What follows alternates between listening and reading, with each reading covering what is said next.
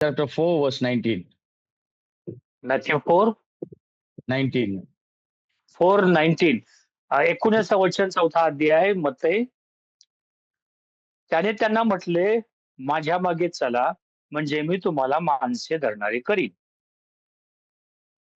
Here, Jesus is calling his people. He's calling a person to come and follow him. या ठिकाणी प्रभू येशू ख्रिस्त या आणि लोकांना त्याच्या पाठीमागे चालण्यासाठी बोलावत आहे. This is how Jesus started the earthly ministry when he was on earth. आणि येशू ज्या भूतलावरती सेवेसाठी होता, अशा प्रकारे त्यानं ही सेवा सुरू केली. After he's been tempted, after he went into wilderness, after he prayed, the first thing is he called people to follow him. ज्यावेळेस तो अरण्यामध्ये गेला, त्याची परीक्षा झाली वगैरे, या सर्वातून पुढे गेल्यानंतर पहिली गोष्ट जर काय केली असेल, तर त्याने शिष्यांना पाचारण केलं. Why God is selecting this kind of method in ministry? का बरं देवा अशा प्रकारची पद्धत आणि सुरुवात करत आहे? Because I want to answer this question, because if we don't understand this properly, then we may miss the idea of discipleship. आणि हे मला चांगलं तुम्हाला समजावून सांगू द्या, कारण हे जर तुम्हाला समजलं तरच तुम्हाला पुढचं कळेल, नाहीतर नाही समजलं तर तुम्हाला शिष्यत्वाची काय देवाचं मन ते कळणार नाही. Why God has to start the ministry by calling people to follow him? That means to become a disciple first. का बरं प्रभू येशू ख्रिस्तानं आणि आपल्या पाठीमागे लोकांना यायला सांगितलं की जेणेकरून त्यांना ते शिष्य बनवले जातात? Because God sees the end from the beginning. आणि देवाची योजना किंवा शांतिमय योजना अशी होती की आणि त्याला माहित होते की सुरुवातीपासून शेवट काय आहे त्याला माहित होतं. God saw that after he completed all the divine protocols on this earth, he has to go to heaven, and how the things that he has done is going to be manifested on earth. So to answer that question, he went and selected disciples. आणि देवाला माहित होते की या जगातली त्याची कामगिरी संपवल्यानंतर, जबाबदारी पार पडल्यानंतर त्याला पुन्हा स्वर्गात जायचं आहे, आणि म्हणून त्याला पाहायचं आहे की कशा प्रकारे पुढे काम चालू राहणार, यासाठी हे महत्वाचं होतं. Because the idea of understanding the discipleship is we have to understand from God's perspective. आणि हे शिष्यवृत्ती किंवा शिष्य बनणं हे समजून घेण्यासाठी दैवी दृष्टिकोन आपल्याला हवा आहे. God's perspective is God sees that his work has to be continued on this earth. आणि देवाचा दृष्टिकोन म्हणजे देवाची इच्छा मन आहे की त्याचं कार्य सुरू केलेलं पुढं आणि तसंच चालू राहिले पाहिजे. After he is going to finish the Father's work, and this work has to be continued so that Father's will be executed on this earth. आणि ज्यावेळेस त्यानं हे कार्य संपवल्यानंतर पित्याची पण इच्छा होती की हे कार्य आणि पुढे चालू राहावं तसंच. First, I want to talk about the importance of disciples in kingdom perspective. आणि मला आता शिष्यवृत्तीचं महत्व देवाच्या दृष्टिकोनातून हे मला तुम्हाला शिकवायचं आहे. Sometimes when we study a subject, we should know the importance of the subject first of all. आणि ज्यावेळेस आम्ही एखादा विषय शिकतो त्यावेळेस त्याचं महत्व तुम्हाला पहिलं कळालं पाहिजे. Why God has to call disciples and then start his earthly ministry? Because he saw the end from the beginning. का बरं देवानं शिष्यांना पाचारण केलं, बोलावलं आणि त्यांना कामगिरी दिली वगैरे? कारण त्याला शेवट काय आहे हे पहिल्यापासून माहीतच होतं. Because if there is no disciples, all the messages he would have preached, all the miracles he would have did would have been ended in Jerusalem itself. आणि जर हे असं केलं नसतं तर जे शिक्षण दिलं किंवा जे चमत्कार केले ते फक्त यरुशलेममध्ये सगळे संपून गेले असते. It would not have gone through the other parts of the world. It would not have become a blessing to the whole world. आणि मग हे जगाच्या दिगंतापर्यंत गेलं नसतं. जगाला आणि हा आशीर्वाद मिळाला नसता. म्हणून हे गरजेचं होतं. That's why when Jesus started his earthly ministry, he immediately went and called disciples, people to come and follow him. आणि म्हणून ज्यावेळेस येशूनं आपली सेवा सुरू केली, त्यावेळेस पहिली महत्वाची गोष्ट काय तर त्यानं शिष्यांना पाचारण केलं आपल्या पाठीमागे येण्यासाठी. You think about if there is no disciples, there won't be any Matthew, there won't be any Gospel of John, there won't be the epistles of Peter. If there is no disciples, then we don't have the eye recordings. That means the witnesses, the direct recordings of Jesus' life and his ministry on earth. आणि जर का प्रभू येशूने हे केलं नसतं, तर येशूनं केलेल्या पाहिलेल्या गोष्टी अगदी सरळ सरळ त्याची टिप्पणी किंवा रेकॉर्डिंग हे मार्क सुसमार्तमान, मत्तई किंवा लूक किंवा योहान किंवा पुढे पेत्राची पुस्तकं वगैरे यामध्ये आपल्याला पाहायला मिळालं नसतं. That's why I want to tell you that discipleship is the first program that God started on earth. आणि म्हणून शिष्यवृत्ती किंवा शिष्य बनणं हा प्रथम सेवेतला भाग प्रभू येशूनं या जगामध्ये सुरू केला. So that they can become an eyewitness आणि for कारण का the, for the life of Jesus. कारण का की येशूला पाहणारे किंवा प्रत्यक्ष डोळ्यांनी पाहणारे हे लोक साक्षीदार बनावेत यासाठी. The second reason I want to say, if there is no disciple, there is no foundation of a church. म्हणून दुसरी गोष्ट मला सांगू द्या की जर शिष्य नसतील तर मंडळीला पायाच नाही असं होईल. What I am saying may be very thoughtful, because if there is no disciples, God would not have able to build a church on earth when he has left the earth and went to the Father's right hand. जर या ठिकाणी जर शिष्यच नसते तर देवानं केलेलं काम किंवा मंडळीची स्थापना पण झालेली नसती आणि हे काम केलेलं पुढे गेलंच नसतं. You think about that. If there is no disciple, then there is no foundation of a church. आणि मग लक्ष द्या किंवा हे आणि विचार करायचा की जर शिष्य नाहीत तर मग मंडळीला स्थापना नाही किंवा मंडळीची स्थापना नाही. You can have all the big buildings. As I said last time, you can have all the entertainment program, fellowship program, but that won't be considered as a church, because if there is no disciples, then the foundation of church is a big question. कदाचित मोठ्या buildings असतील, वेगवेगळ्या प्रकारचे programme असतील आणि खाणं पिणं सगळ्या गोष्टी असतील, पण तर त्या ठिकाणी शिष्य जर बनले नसतील तर त्या मंडळीचा पायाच नाही, मंडळीत काय अर्थ नाही. So we want to say something very important. So discipleship is the way that God wants to take his kingdom forward on earth. आणि म्हणून शिष्यवृत्ती किंवा शिष्य बनणं म्हणजे असा भाग आहे की देवाची इच्छा आहे की देवाचं राज्य या जगामध्ये पुढं आणि वाढावं, पुढं नेलं जावं. Pastor, 1 minute, Pastor.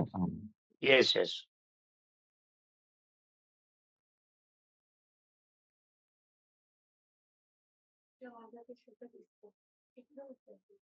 आता असू दे, बसलोय.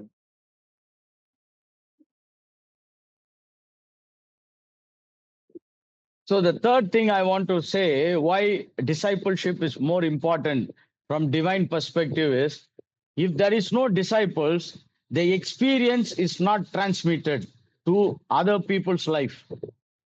आणि तिसरी गोष्ट मला सांगू द्या, याचं महत्व जर काय असेल, जर शिष्यच नसतील तर प्रभूचे अनुभव म्हणा किंवा अजून ज्या काही शिक्षणातल्या गोष्टी त्या पुढं लोकांच्या पर्यंत पोहोचल्याच नसत्या किंवा त्या गेल्या नसत्या पुढं.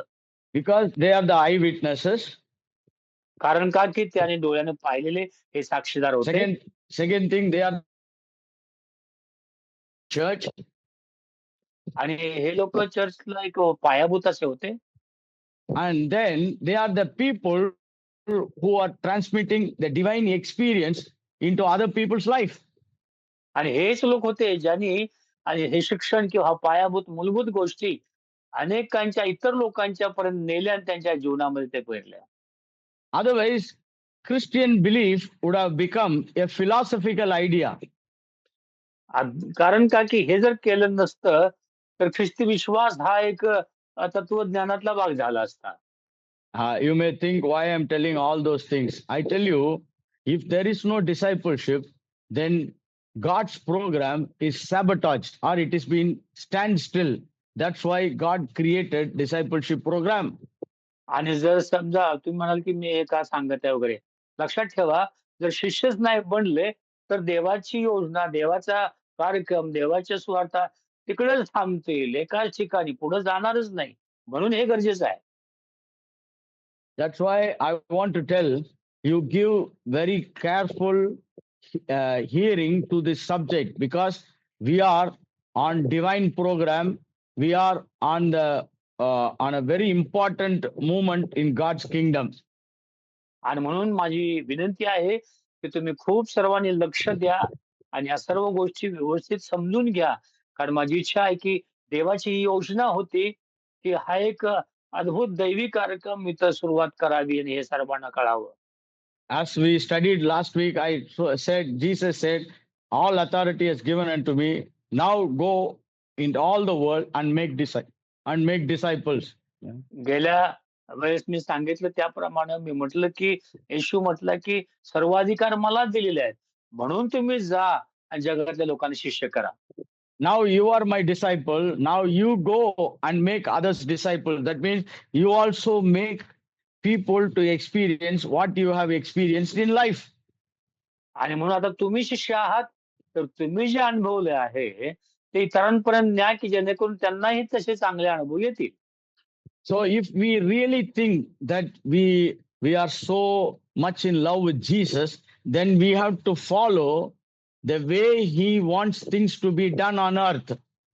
आणि म्हणून जर आम्ही येशूच्या मागे चालणारे लोक आहोत, तर जसं येशूने या गोष्टी केल्या, तसंच आम्ही त्या गोष्टी करत राहणारे लोक असावे. When God recruited disciples, they were all ordinary people. आणि देवाने ज्यावेळेस शिष्यांना पाचारण केलं, बोलावलं, त्यावेळेस ते साधेसुधे लोक होते, सर्वसाधारण लोक They, होते. they are not highly regarded people. They are common people, but God selected them because through them, God wants to bring forth his kingdom agenda on earth. आणि ते साधे सर्वसाधारण लोक होते. त्यांना देवानं पाचारण केलं, बोलावलं मागे चालण्यासाठी, शिष्यत्वासाठी. कारण देवाची इच्छा अशी होती, की यांच्याद्वारेच आणि देवाचा कार्यक्रम, देवाची सुवार्ता, देवाची योजना दिगंतापर्यंत पोहोचावी. That's why I will tell you this, the discipleship is the first program God started on earth so that he may accomplish what he wants to accomplish on this earth.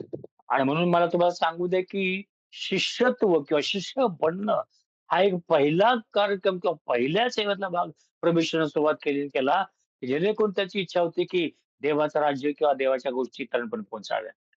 So now I've given the importance of disciples. Now we will be little bit studying about how God formulated this discipleship concept. आणि मी तुम्हाला थोडंसं महत्त्व त्याचं सांगितलं. पण आता पुढे आपण दुसरा एक मुद्दा बघणार आहोत, की देवाने ह्या योजना किंवा ह्या गोष्टी कशाप्रकारे तयार केल्या, सिद्ध केलेल्या आहेत. Why we in the school of ministry we are going through this subject because uh, first thing is God wants to not gathering disciples. Okay.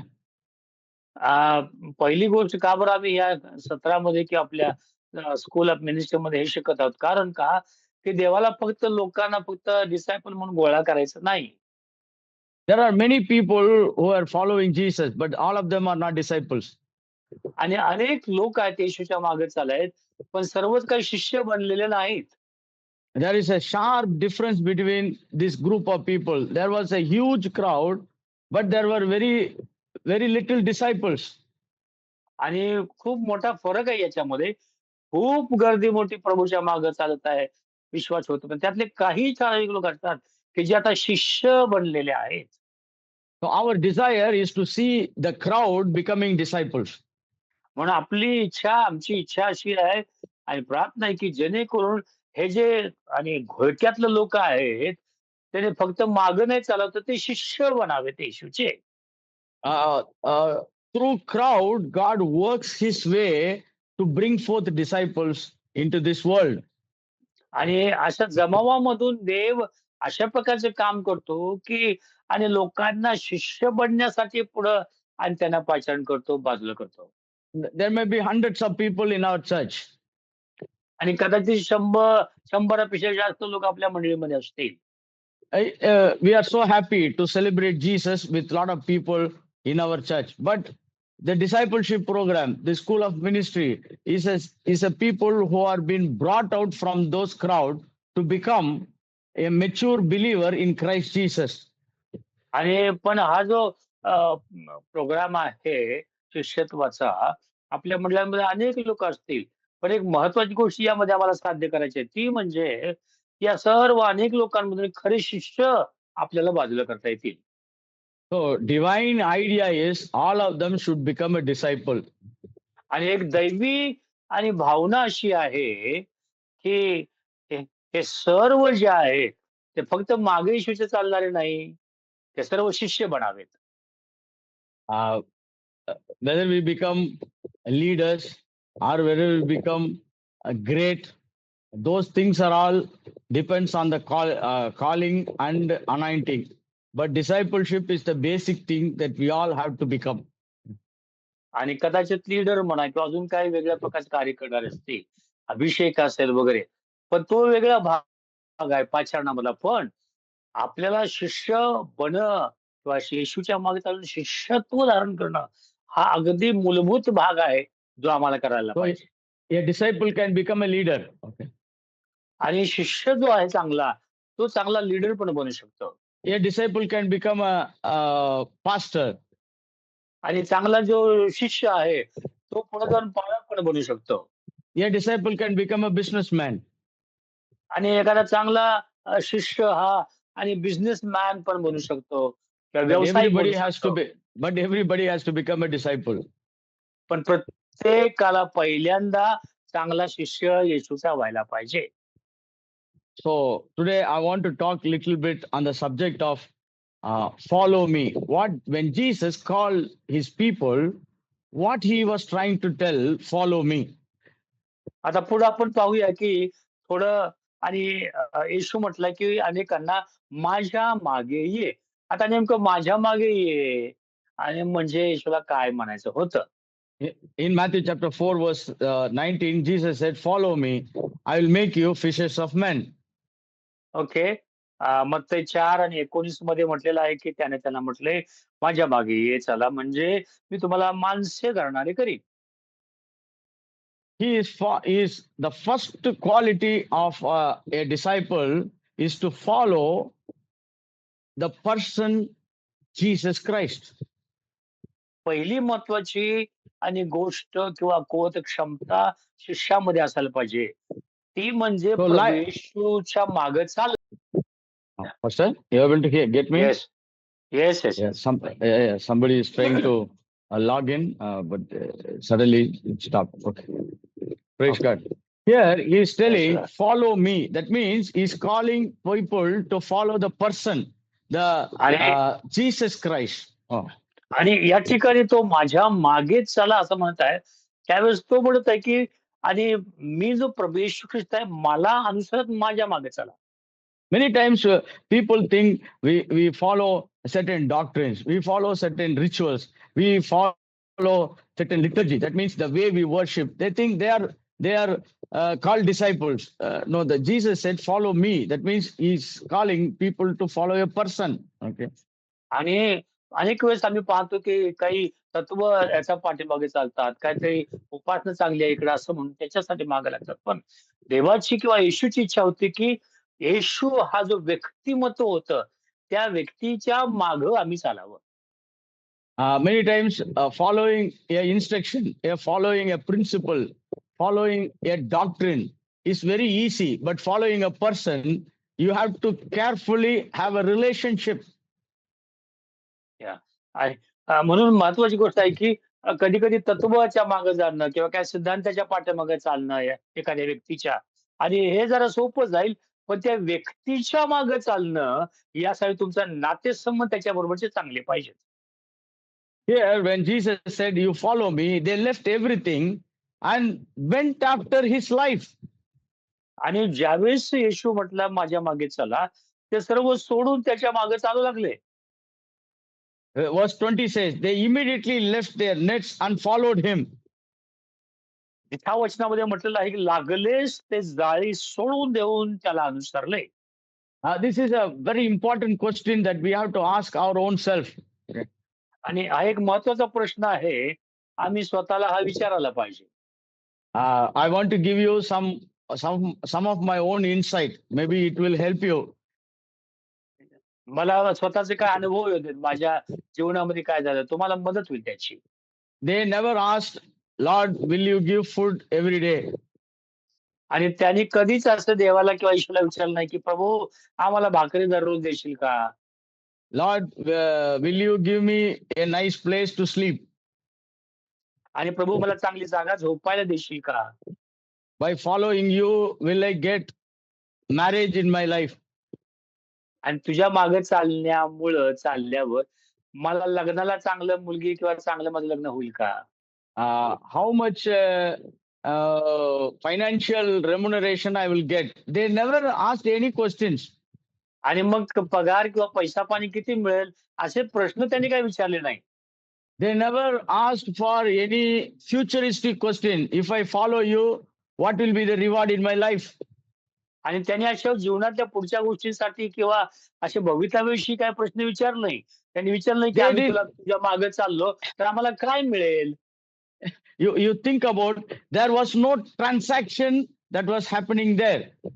आणि मग तुम्ही लक्षात ठेवा, विचार करा, की त्या ठिकाणी काही देवाण-घेवाण अशी काही नव्हती. Because they are not following any material or any substance or any tangible thing. They are following a person. आणि मग ते अशा जगातल्या गोष्टी किंवा एखाद्या व्यक्तीच्या फक्त मागे नाही, तर एक व्यक्तिमत्व जे आहे प्रभू येशूचे स्वर्गीय, त्याच्या मागे ते चालत होते.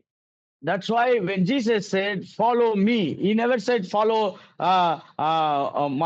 my ministry name."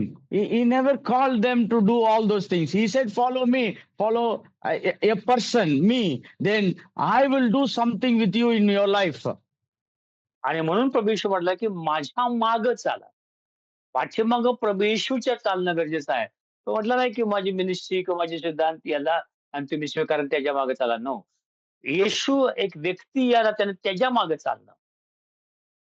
This is a very important understanding. There was no transaction. They want to follow a person in life.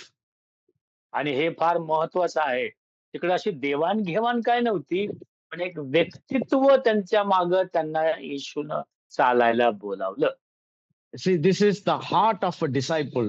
How a disciple will be, we can understand from this passage. आणि म्हणून या उतार्यातून आपल्याला हे कळतं, की हे अंतःकरण आहे. शिष्याचं एक अंतःकरण कसं असायला पाहिजे, हे आम्हाला कळतं. We never ask questions with some great politician who comes and says, "You come and follow me." We leave everything and follow because we know he is somebody great. He can do anything he wants. आणि एखादा मोठा वक्ता म्हणा किंवा एखादा मोठा आणि अधिकारी, राजकारणी मनुष्य त्याच्या मागे आपण नाही. तो म्हणेल, की "ये बाबा तू सोडून ये माझ्या मागे." कारण तो तर सगळं देऊ शकतो. अशा व्यक्तीच्या मागे आपण नाहीये. Because we know the person more than what he is trying to do. Because discipleship is following Jesus very carefully in life.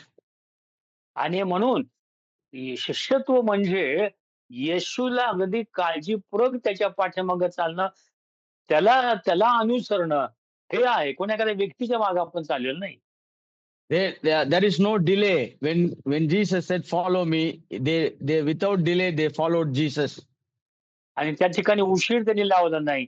प्रभू येशू म्हटला माझ्या मागे आणि चला म्हटल्यानंतर आणि त्याने लगेच जाळे सोडून त्यालाच अनुसरले. Without negotiation, they followed Christ. आणि कोणत्या प्रकारे तडजोड किंवा आणि अशी न करता आणि ते येशूच्या मागे चालू लागले. Without any condition, they followed Christ. कोणतीही अट न घालता, विना अट ते येशूच्या मागे चालू लागले. If you read the Matthew chapter 4, verse 21 to 22 also, you can see James and John. They also left everything and they followed Jesus. आणि योहान, याकोब यांना पण जर पाहिलं, तर ते पण सर्व सोडून येशूच्या मागे येशूला अनुसरले. And Matthew chapter 9, verse 9, when Jesus called Matthew, the Levite, he left everything and followed Jesus. मत्तेमध्ये मत्तेला ज्यावेळेस 9व्या अध्याय मत्तेमध्ये आम्ही पाहतो, की त्याला ज्यावेळेस बोलावलं त्यानंही सगळं सोडलं आणि लगेच बोलावल्यानंतर प्रभूच्या मागे तो चालू लागला. They left everything and they never questioned any negotiation with God because they know the person who is calling is more valuable than anything else in this world. That's why they can simply follow Jesus. आणि म्हणून आम्ही या ठिकाणी पाहतो, की या सर्वांनी प्रभू आम्हाला काय मिळेल, आम्हाला काय देणार याचा विचार न करता एक व्यक्तिमत्व येशूचं आणि त्याला तो अनुसरले, त्याच्या मागे चालू लागले. कारण त्यांना माहिती होतं, की हा व्यक्ती महत्वाचा आहे. Today we have to check our own heart. Are we following Christ because of the personality or a person, or we are following Christ based on some conditions, some negotiations, and some attachments?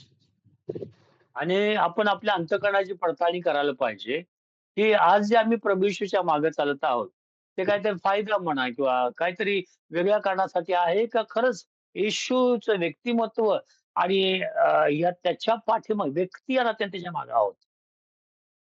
Now we are following Jesus Christ, like we work as an employee in a company. कधी-कधी काही लोक असं करतात, की जसं कंपनीमध्ये काम करतात एक कामगार आहे त्यानं, तसंच काही लोक येशूच्या मागे पण चालतात एक कामगार यानं. Nowadays, before we become an employee in a company, we ask certain questions. How much salary you will give? What are the benefits I have? How long you are going to keep me in India? Are you going to sending me abroad? We have all these questions. Then we make a decision about that. कधी-कधी आज कामाला join व्हायच्या अगोदर पगार किती देणार? मला किती काम असणार आहे? मला बाहेरदेशी पाठवणार का? अशा अनेक गोष्टी विचारून अटी-तटी घालून मग ते काम जॉइन करतात जर वाटलं तर. That's why I believe becoming a disciple is a real choice that we have to make in life. आणि म्हणून माझा विश्वास आहे, एक शिष्यत्व धारण करणं म्हणजे आणि हे एक विचारपूर्वक घेतलेला आपला निर्णय आहे. मग तो बरोबर होईल. I don't follow anything. I follow Jesus Christ. मी आणि कुठलीही गोष्ट किंवा एक मतप्रणाली याच्या मागे नाही. मी येशूला अनुसरत आहे. If you read the Gospels, there is follow me. The same word is been used 13 times in the Gospels. आणि जर तुम्ही शुभवर्तमानाचा अभ्यास केला, वाचन केलं, तर जवळ 13 वेळेस आणि प्रभू येशू असं म्हटलेलं आहे, की माझ्या मागे चला, मला अनुसरा आणि माझ्या मागे या. When you follow Jesus Christ, He may give you some work. He may give you some appointments. He may send you to some place. But disciple is the one who follows closely the Lord Jesus Christ in his life. आणि ज्यावेळेस तुम्ही त्याच्या पाठीमागे चालता, त्यावेळेस तो तुम्हाला एखादं काम देईल, एखाद्या आणि ठिकाणी पाठवेल किंवा तुम्हाला पाचारण वेगळ्या गोष्टीसाठी करेल. पण आणि तुम्ही एक शिष्य आहात, त्याच्या पाठीमागे चालणारे, एक व्यक्ती म्हणून त्याला अनुसरणारे. See, why we are presenting this truth to you this evening is to check our heart. Are we following the person? Are we following some other agenda or program in our hearts? आणि हे यासाठी आम्ही ह्या सायंकाळी प्रभू आपल्याशी बोलत आहे, की काय बरं आम्ही प्रभू येशू आज एक व्यक्तिमत्व जे आहे, त्याच्या मागे त्याला अनुसरत आहोत का? काहीतरी वेगळा आणि आमच्या मनातल्या गोष्टी किंवा एक वेगळा अजेंडा किंवा वेगळ्या आणि मतप्रणालीच्या मागे आम्ही आहोत का? Because many times the body of Christ is suffering, the church is suffering because our hearts of a disciple is on something else. They are not following Jesus Christ. आणि मग हे लक्षात घ्या, की मंडळीमध्ये सध्या आणि मंडळी त्रासाला तोंड देत आहे. त्या ठिकाणी त्रास आहे. कारण का, की आणि जो शिष्य आहे त्याचं अंतःकरण येशूवरती नाही, वेगळ्याच ठिकाणी आहे आणि तो येशूच्या मागे चाललेला आहे. पण अंतःकरण वेगळीकडे आहे. I want to give you a small example here. एक छोटंसं उदाहरण मला देऊ द्या इकडं. If you keep a small program in a church telling A every day come to church, we are going to read Bible, we are going to meditate and we are going to discuss Bible. आणि जर आम्ही एक छोटासा programme बायबलमध्ये ठेवला आणि सगळ्यांना म्हटलं, की तुम्ही या, आपण पवित्र शास्त्र वाचणार आहोत, त्याचं मनन चिंतन आम्ही करणार आहोत. Do you know how many people will come? There will be very less attendance. आणि माहित आहे का तुम्हाला किती लोक येतील? फार कमी लोक हजर राहतील. But if you say that we are going to have a celebration, a carnival, or we are going to go on a picnic, we are going to go on some trip, you know how many people will engage there? आणि जर तुम्ही असं जर म्हटलं, की या आपण थोडंसं साजरं करूया, काहीतरी एकत्र फेलोशिप करू, खाऊ-पिऊ, नाहीतर एखाद्या ट्रिपला जाऊ किंवा कुठेतरी बाहेर जाऊ, असं म्हटलं, की कितीतरी लोक जमा होतील. I'm not criticizing them. I'm telling they are following certain programs, not Jesus Christ. आणि मी काय तुमच्यावर टीका किंवा कोणावर टीका करत नाही. बघा अंतःकरण कुठं आहे? ते काहीतरी प्रोग्राम किंवा अशा ॲक्टिव्हिटीजना ते फॉलो करत आहेत. येशूला फॉलो नाही करत. And we, as ministers of God, pastors of church, we also use this method to the carnival or program to bring people more to Christ. But people are more attached only to the program, right? आणि कधी-कधी आम्ही पाळक लोकं काय करतो, की लोकांना असं काहीतरी भरवायचं कार्निव्हल किंवा आणि जेवण वगैरे किंवा काहीतरी प्रोग्राम आणि आपल्याला वाटतं, की त्यातून लोकं येतील, भरपूर येतील आणि त्यातून आपण ख्रिस्ताकडे त्यांना वळवू. पण असं होत नाही. It is like people who are attending a wedding. आणि हे असं आहे, की एखाद्या लग्नाला जशी गर्दी जमते तसं आहे. And today I am getting more examples, so I will go ahead and give some example. It is like attending a wedding sometimes. आणि कधी-कधी आपण एखाद्या लग्न समारंभामध्ये सामील होतो तशा प्रकारे. They come to the wedding place. It's a big palace full of lights, full of decoration, everything. They see everything. They go, they have a nice food. They have gala time with all friends. आणि अशा प्रकारे आम्ही सांगतो, की या तुम्ही लग्नाच्या ठिकाणी चांगली जागा आहे, खूप चांगल्या लाईट्स आहेत वगैरे आणि खूप चांगलं जेवण आहे, मेजवानी आहे. तुम्ही या, या आमंत्रण आपण देतो. They take selfies. They take photos with all those people. Full enjoyment that day. आणि मग त्या ठिकाणी फोटो घेतात आणि चांगली वस्त्र प्रदान केली जातात आणि खूप चांगला आनंद वाटतो, की खूप चांगला आनंद लुटतात. But at last they forgot to see the bride and bridegroom and went home. पण शेवटी काय होतं कधी-कधी त्या नवरा-नवरीला भेटायचं सोडून देतात आणि ते घरी जातात जेवण खाऊन करून. See, sometimes Christians are can be compared this way. They want all the other nice things, but they don't want to get attached to the person because person is the one that we are following in life. आणि म्हणून कधी-कधी ख्रिस्तत्वामध्ये मंडळांमध्ये असं आम्हाला पाहायला मिळतं, की बाकीच्या सर्व गोष्टींमध्ये आपण सहभागी होतो वगैरे आपल्याला ते आवडतात. पण येशूचं व्यक्तिमत्व किंवा येशूच्या मागे चालणं, एक शिष्य म्हणून हे आम्हाला जमत नाही. All the other things are important, but that is not the primary focus of our life. In our hearts, in our mind, in our thinking, in our emotions, I want to follow the person Jesus Christ. आणि बाकीच्या सगळ्या गोष्टी ठीक आहेत, महत्त्वाच्या आहेत. पण महत्त्वाचं त्याहीपेक्षा असं आहे, की मला प्रभू येशूला अनुसरायचं आहे. त्याचं एक व्यक्तिमत्व आहे. त्याप्रमाणे त्याला अनुसरायचं आहे, हे महत्त्वाचं आहे. See, God, when He calls, He will provide, He will supply, He will take care. But we follow Him for who He is, not what He is going to do in our life. हे पहा, देवानं ज्यावेळेस बोलावलं त्यावेळेस तो आपल्याला सर्व देणार आहे, खाणं-पिणं जे काही असेल ते. पण तो काहीतरी देणार आहे म्हणून आम्ही ते देणं जे आपल्याला मिळतं त्याच्या मागे नाही. आपण प्रभू येशू एक व्यक्ती आहे आणि एक त्याच्या मागे आम्हाला चालायचं आहे. याला शिष्यत्व त्याचं अंतःकरण असं असलं पाहिजे. These people left everything and followed Jesus. Then God used them to establish His eternal kingdom on earth through them. आणि ह्या लोकांनी आपलं सर्वस्व सोडून येशूला अनुसरलंय आणि हे सर्व त्यांचं अंतःकरणपणाने देवाने पाहिलं. आणि मग देवाने या लोकांचा आणि जगात मध्ये स्वर्गीय राज्याची स्थापना करण्यासाठी आणि त्यांना पाचारण केलं, त्यांना आणि कामगिरी सोपवली.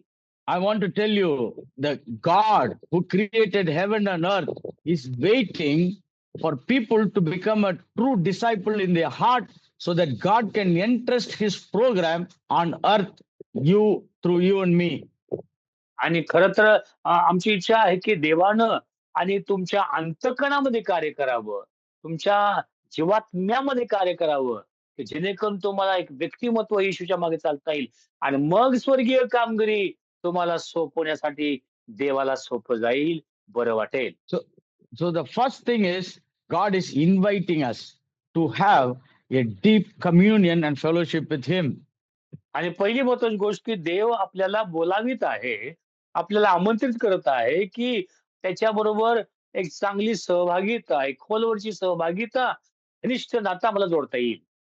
Why he is telling you follow me? That's the other question that I want to answer.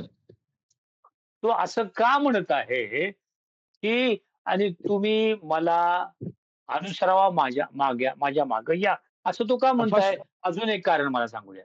first we know God is calling us to become his follower, to become a person who follow the lifestyle of Jesus Christ. आणि पहिली गोष्ट मी सांगितली, की प्रभू आपल्याला बोलवत आहे. कारण का, की येशू एक व्यक्तिमत्व आणि त्याच्या मागे आम्ही अनुसरलं पाहिजे म्हणून त्याने आपल्याला बोलावलेलं आहे. Why he called them is because he wants to come and observe how the second person of the Trinity functioning on earth. आणि अजून एक दुसरी महत्वाची गोष्ट त्याने का आपल्याला सांगितलं, की मला माझ्या मागे चाला, मला आणि अनुसरा. कारण का, की आणि एक त्रैक्यामधला दुसरा व्यक्तिमत्व आहे आणि पुत्र म्हणून त्याला आम्ही समजून घ्यावं. The second point is follow Jesus Christ and then observe him how he is functioning on earth. आणि दुसरी गोष्ट पहिली म्हणजे येशूच्या मागे चाला. पण हे शिका दुसरी गोष्ट, की तो या जगामध्ये असताना कशाप्रकारे कार्य करत आहे, चालत आहे, वागत आहे, बोलत आहे. Let's read one verse from John chapter 1, verse 39. Okay, 38 and आणि 39 we will read. योहान कृष्णवर्तमान पहिला अध्याय 38 आणि 39 आणि ही 2 वचनं आपण वाचूयात. Yohan There is कृष्णवर्तमान two people heard Jesus and they started following him. And verse 38 says, Jesus turned and seeing them following and said, what do you seek?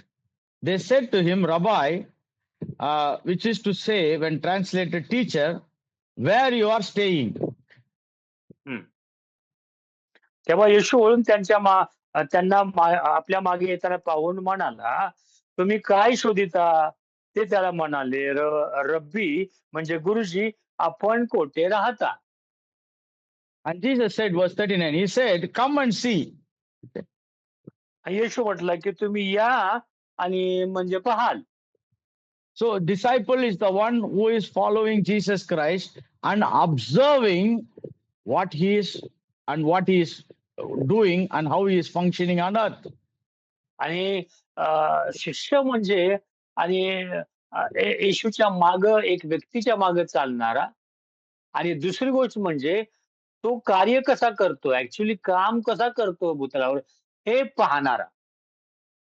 We all observe things and learn in life. आणि ते पाहणे, अनुभवणे आणि त्यातून गोष्टी शिकणे जीवनामध्ये.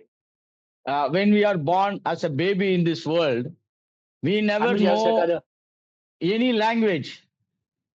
आम्ही ज्यावेळेस एक बाळ म्हणून जन्मतो त्यावेळेस आम्हाला कुठलीच भाषा माहित नसते. But we observe, and we know what is what and who is who. And then we come to a conclusion, and then we start functioning on this earth. पण आम्ही काय होतं, की आम्ही पाहू लागतो लोकांचे कसे बोलतात वगैरे हे सगळं पाहतो आणि मग हळू-हळू आम्ही शिकतो. ते कसं काम करतात वगैरे हे आम्ही पाहतो आणि मग शिकू लागतो. In the same way, following Jesus is observing what he's trying to do. अशाच प्रकारे प्रभू येशूच्या मागे चालणे म्हणजे तो काय करत आहे, कसं करतो कार्य हे पाहणं आणि त्याप्रमाणे त्याला अनुसरणं. See, this is a deliberate choice that we have to do, take it in life. आणि पहा, ही एक महत्वाची आणि आमची आमची इच्छा आणि असली पाहिजे की When we take, त्या मागे चालणे. sometimes when we take the children to a shopping center, we tell, don't leave anywhere, follow me. But they can look anywhere and they can go anywhere if they are not very careful. आणि आम्ही पाहतो एखाद्या मॉलमध्ये गेल्यानंतर मुलांना घेऊन आणि त्यांना आपण त्यांना सांगतो की माझ्या मागे चालायचं, माझ्याबरोबर चालायचं. पण कधी कधी ते इकडे तिकडे पळतात, धावतात, ते कुठं पण पळतात. That means they are ready to follow, but they are not observing what the master is doing. आणि त्याचा अर्थ असा आहे की आणि पाठीमागे चालायला तयार असतात, पण ऍक्च्युली त्यांचा धनी काय करताय हे ते पाहायला तयार नाहीत. So when we started following Jesus, we have to observe him, how he is doing things and what he is doing and how far he is doing and how well he is doing. There are many observations that we have to keep it on our focus. आणि म्हणून येशूला आम्ही अनुसरत असताना आम्ही नंतर पाहायला पाहिजे की तो कसं कार्य करतो, कसं चालतो आणि कसं बोलतो, कशा प्रकारे त्याचं ऍक्च्युली जगामधलं वास्तव्य वगैरे या सगळ्या गोष्टी आम्ही पाहून शिकायला पाहिजे.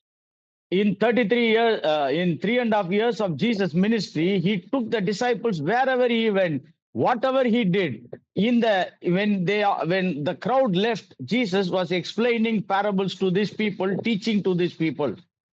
आणि ज्यावेळेस आणि 33 वर्षामध्ये आम्ही पाहतो की सेवा कार्यामध्ये प्रभू येशू ज्या ज्या ठिकाणी गेला, त्या सर्व ठिकाणी शिष्यांना घेऊन आपल्या बरोबर गेला.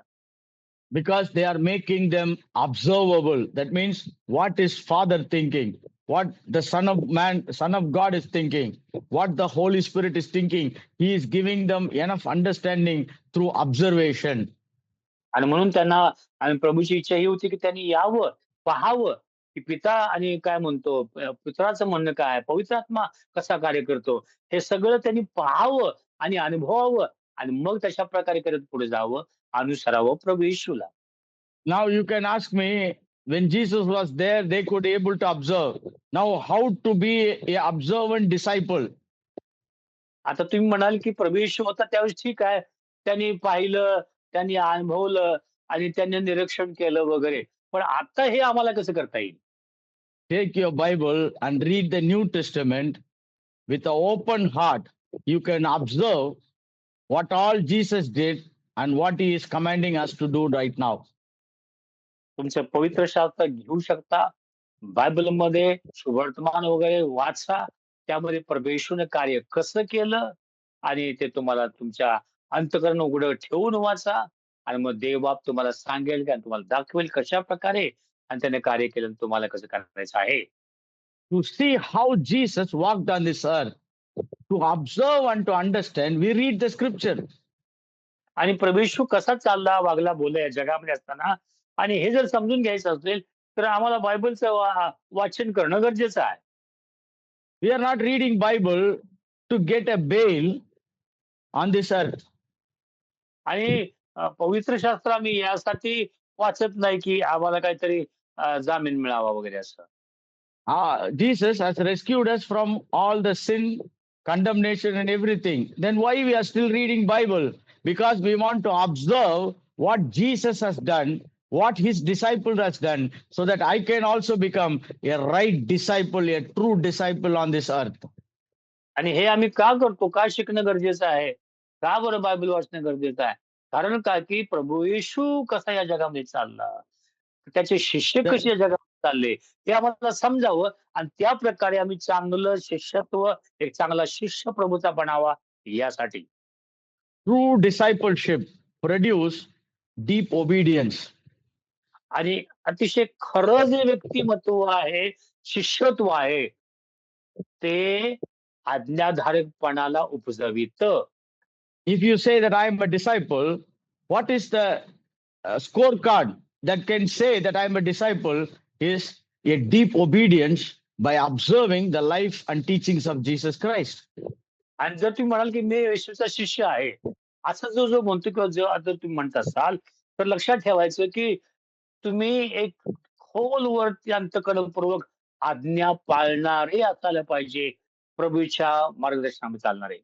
I really like people who wear cross as a dollar in their chain and they show outside that they are a great Christian, a follower of Jesus Christ, put all the verse in all the vehicle they drive. I really like that. आणि मला पण हे आवडतं की cross गळ्यात घालून काय लोक दाखवतात, काय वचनं देतात गाडीवरती मोठी-मोठी वगैरे असं तसं ते मला आवडतं. But that is not the criteria that is going to determine whether you are a disciple or not. पण तो काय आणि भाग होऊ शकत नाही, की तुम्हाला आणि चांगले शिष्य तुम्ही आहात का नाही हे ओळखण्यासाठी. A true disciple is a deep observer of the life and teachings of Christ and becoming a obedient person to that.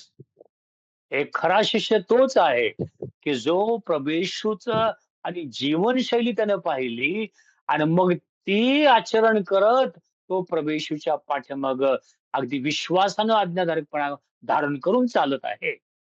Maybe we have to ask this question within ourselves. Am I following Jesus Christ? Am I observing the truths and the elements from the life of Jesus Christ to become an obedient person on this earth? आज मी स्वतःला प्रश्न विचारला पाहिजे, की काय आज मी खरा शिष्य बनून येशूच्या मागे चालत आहेत का? तो आज्ञाधारकपणा माझ्यामध्ये आलेला आहे का? मी आज्ञा पाळणारा व्यक्ती आहे का नाही? So, with this question, we will close this session today. या प्रश्नाला तुमच्या समोर ठेवून आजचं आणि सत्र आपण संपवूयात. Check your heart. Are we following Christ or following some agendas that is linked to Christ? आणि तुमचं अंतःकरण पडताळून पहा, खरोखर मी येशूच्या मागे चालत आहे, एक व्यक्ती म्हणून. का काय आमचा एक वेगळा आणि काहीतरी मनसुबा आहे किंवा एक वेगळी पद्धत आहे, तिच्या मागे आम्ही चालत आहोत. And I'm following Christ to observe and learn things from him, from his life, from his teachings, so that I can become an obedient person in the kingdom of God. आणि मी हे यासाठी करत आहे का अनुसरताय आणि त्याला मला जवळून पाहता येईल, अनुभवता येईल, चालणं, बोलणं, वागणं येशूचं आणि हे सगळं करून मग एक चांगला शिष्य, खरा शिष्य मला बनता येईल, की जेणेकरून तशा प्रकारच्या गोष्टी करत मी एक खोलवरचा आज्ञा पाळणारा व्यक्ती बनेल. With these thoughts, I will leave you. A pastor will lead us in the prayer and discussion so that you can continue this meeting. Okay, या विचारानं मी इकडे थांबतो. आता पास्टर प्रार्थना करतील आणि मग थोडं काय तुम्हाला डिस्कस करायचं असेल, एखादा प्रश्न असेल तर आपण पुढं एक 2-3 मिनिटं आपण घेऊया, 5 मिनिटं घेऊया. Okay, thank you, Pastor. God bless you. We'll see you next week. Okay. Thank you, Amraj. Thank you. Wonderful. We'll see you next week. Yeah. Amen. Okay, thank you. Thank you, Pastor. Thank you. Thank you very much. Yeah.